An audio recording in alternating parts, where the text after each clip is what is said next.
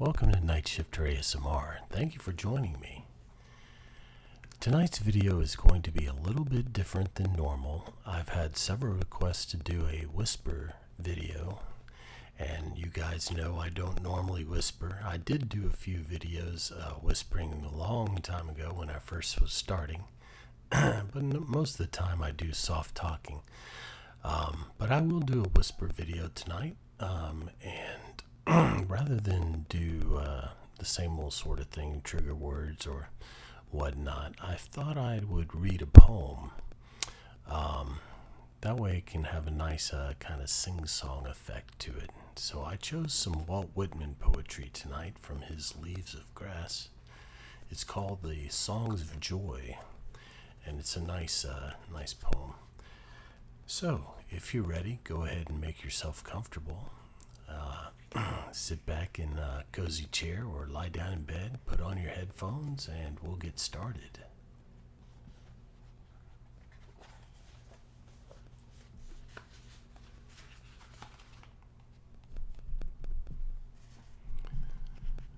Oh, to make the most jubilant song, full of music, full of manhood, womanhood, infancy, full of common employments, full of grains and trees.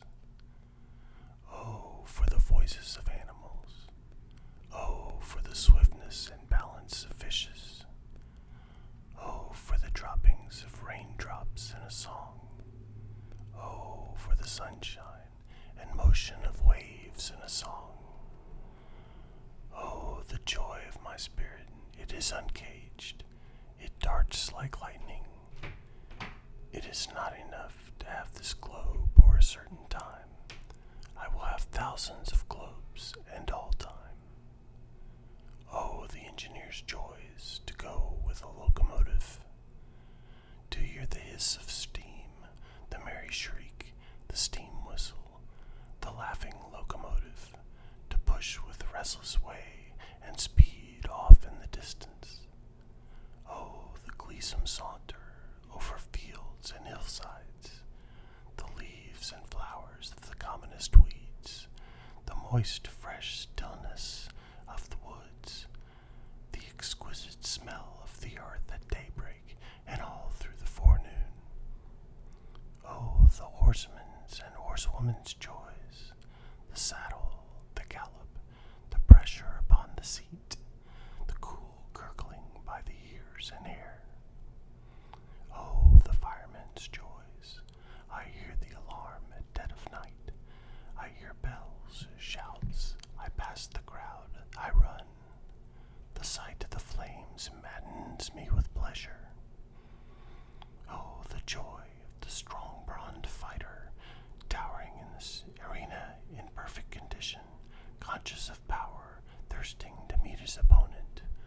Oh, the joy of the vast elemental sympathy, which only the human soul is capable of generating and emitting in steady and limitless floods.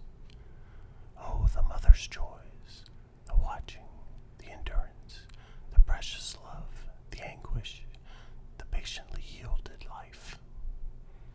Oh, the joy of increase, growth, recuperation, the joy of soothing and pacifying, the joy of concord and harmony. Oh, to go back to the place where I was born, to hear the birds sing once more, to ramble about the house and barn and over the fields once more, and through the orchard and along the old lanes once more. Oh, to have been brought up on bays, lagoons, creeks, or along the coast, to continue and be employed there all my life. The briny and damp smell, the shore, the salt weeds exposed at low water, the work of fishermen, the work of the eel fisher and clam fisher. I come with my clam rake and spade, I come with my eel spear. Is the tide out? I join the group of clam diggers on the flats. I laugh and work with them. I joke at my work like a meddlesome young man.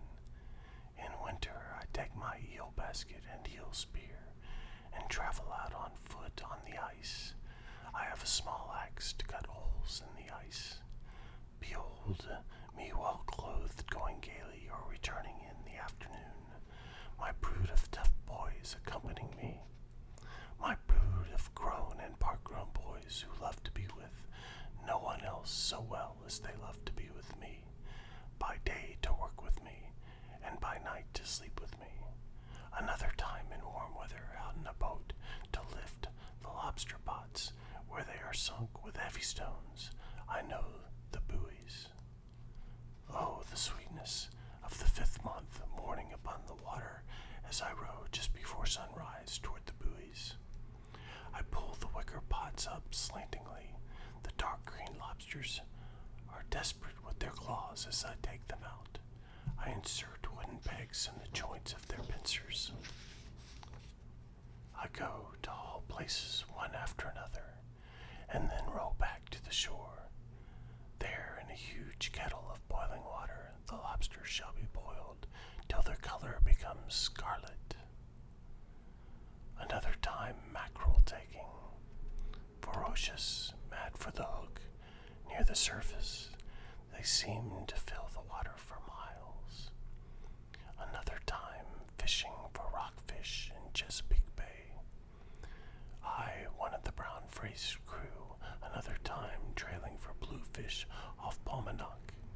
I stand with braced body. My left foot is on the gunwale. My right arm throws far out the coils of slender rope.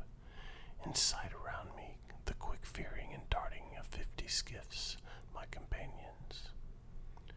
Oh, boating on the rivers, the voyage down the St. Lawrence, the superb scenery, the steamers, the ships sailing the 1,000 islands, the occasional timber raft, and the raftsmen with long-reaching sweep oars.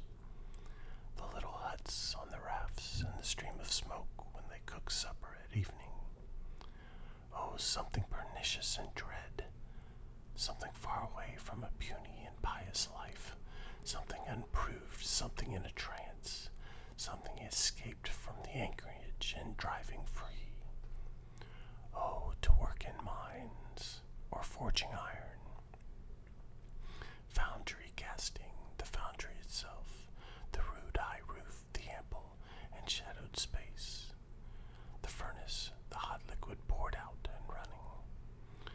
Oh, to resume the joys of the soldier, to feel the presence of a brave commanding officer, to feel his sympathy, to behold his calmness, to be warmed in the rays of his smile, to go to battle, to hear the bugles play and the drums beat, to hear the crash of artillery, to see the glittering of the bayonets and musket barrels in the sun, to see men fall and die and not complain, to taste the savage taste of blood, to be so devilish, to gloat so over the wounds and deaths of the enemy.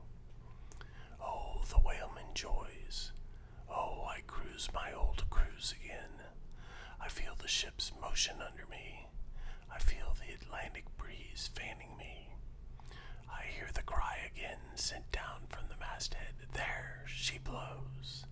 Again I spring up the rigging to look with the rest. We descend wild with excitement. I leap in the lowered boat. We row towards our prey where he lies. We approach stealthy and silent. I see the mountainous mass, lethargic and basking. I see the harpooner standing up. I see the weapon dart from his vigorous arm.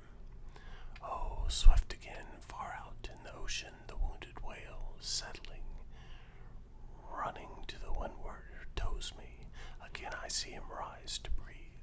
We row close again. I see a lance driven through his side, pressed deep, turned in the wound. Again we back off. I see him settle again. The life is leaving him fast. As he rises, he spouts blood. I see him swim in circles, narrower and narrower, swiftly cutting the water. I see him die. He gives one convulsive leap in the center of the circle, and then falls flat and still in the bloody foam. Oh, the old manhood of me, my noblest joy of all. My children and grandchildren, my white hair and beard, my largeness, calmness, majesty, out of the long stretch of my life. Oh, ripened joy of womanhood, oh, happiness at last. I am more than 80 years of age. I am the most venerable mother. How clear is my mind, how all people draw nigh to me. What attractions are these beyond any before? What bloom more than the bloom of youth? What beauty is this that descends upon me and rises out of me? Oh, the orator's joys, to inflate the chest, to roll the thunder of the voice out from the ribs and throat, to make people rage, weep, hate, desire with yourself, to lead America, to quell America with a great tongue. Oh, the joy of my soul, leaning poised on itself, receiving identity through materials and loving them, observing characters and absorbing them. My soul vibrated back to me from them, from sight, hearing, touch, reason, articulation, comparison, memory, and the like. The real life of my senses and flesh transcending my senses and flesh. My body done with materials, my sight done with my material eyes, proved to me this day beyond cavil that it is not my material eyes which finally see, nor my material body which finally loves, walks, laughs, shouts, embraces, procreates. Oh, the farmer's joys, Ohioans, Illinoisians, Wisconsinese, Canadians, Iowans, Kansans, Missourians, Oregonese joys, to rise at peep of day and pass forth nimbly to work, to plow land in the fall for winter-sown crops, to plow land in the spring for maize, to train orchards, to graft the trees, to gather apples in the fall. Oh, to bathe in the swimming bath or in a good place along shore, to splash the water, to walk ankle deep or race naked along the shore. Oh, to realize space, the plentiness of it all, that there are no bounds, to emerge and be of the sky, of the sun and moon and flying clouds as one with them. Oh, the joy of manly selfhood, to be servile to none, to defer to none, nor to any tyrant known or unknown, to walk with erect carriage, a steep springing and elastic, to look with calm gaze or with a flashing eye, to speak with full and sonorous voice out of a broad chest, to confront with your personality all the other personalities of the earth. Knowest thou the excellent joys of youth, joys of the dear companions and of the merry word and laughing face, joy of the glad light-beaming day, joy of the wide-breathed games, joy of sweet music, joy of the lighted ballroom and dancers, joy of the plenteous dinner, strong carouse and drinking. Yet, O my soul supreme, knowest thou the joys of pensive thought, joys of the free and lonesome heart, the tender, gloomy heart, joys of the solitary walk, the spirit bowed yet proud, the suffering and the struggle, these agnostic throes, the ecstasies, joys of the solemn musings day of night, joys of the thought of death, the great spheres, time and space, prophetic joys of better, loftier love's ideals, the divine wife, the sweet, eternal, perfect comrade, joys of all thine, own undying one, joys worthy of thee, O soul. Oh, while I live to be the ruler of life, not a slave, to meet life as a powerful conqueror, no fumes, no ennui, no more complaints or scornful criticisms, to these proud laws of the air, the water, and the ground, proving my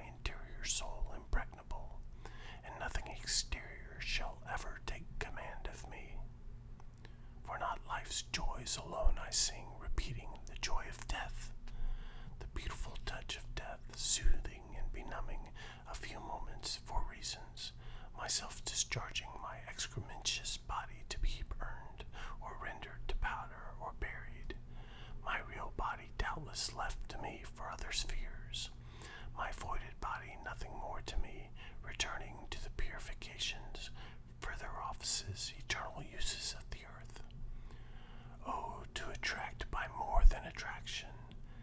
How it is I know not, yet behold, the something which obeys none of the rest. It is offensive, never defensive, yet how magnetic it draws. Oh, to struggle against great odds, to meet enemies undaunted, to be entirely alone with them, to find how much one can stand, to look strife, torture, prison, popular odium face to face, to mount the scaffold, to advance to the muscles of guns with perfect nonchalance, to be indeed a god. Oh, to sail the sea in a ship, to leave this steady, unendurable land, to leave the tiresome sameness of the streets, the sidewalks, and the houses, to leave you, oh, you solid, motionless land, and entering a ship, to sail and sail and sail. Oh, to have life henceforth a poem of new joys, to dance, clap hands, exult, shout, skip, leap, roll on, float on, to be a sailor of the world, bound for all ports, a ship itself. See indeed these sails I spread to the sun and air, a swift and swelling ship, full of rich words, full of joys.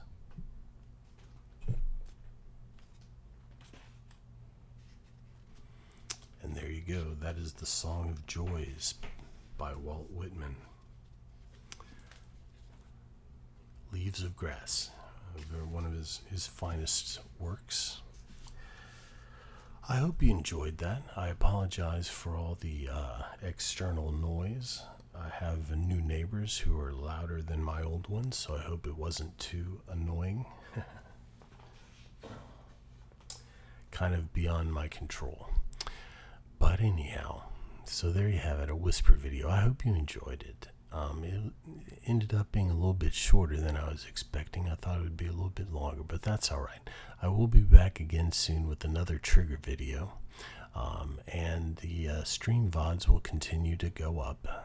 So I'll have regular content for you now. So thank you very much for joining me, and I appreciate all of you. Thank you so much for your support. We've really grown a lot, and I appreciate it. I will see you again soon. Thank you very much, and have a great night.